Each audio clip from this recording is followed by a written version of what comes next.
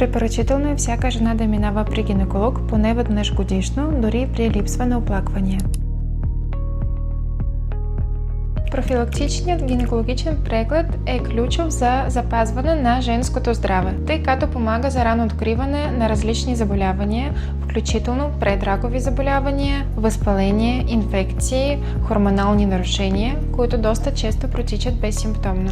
Прегледът се започва с подробна анамнеза, при която се обсъжда особености на менструалния цикъл, наличие на болка, дискомфорт или течение, сексуално здраве, предхождащи заболявания и фамилна обремененост. След това се преминава към клиничен преглед, който включва оглед на външните полови органи, преглед с спекулум, при който се оценяват влагалища и маточна шийка, вземане на цитономазка, пап тест, скрининг за рак на маточна шийка. След това последва ехографско изследване за оценка на матка и яйчници. Запазете своя час през приложението ни в MC Medcross.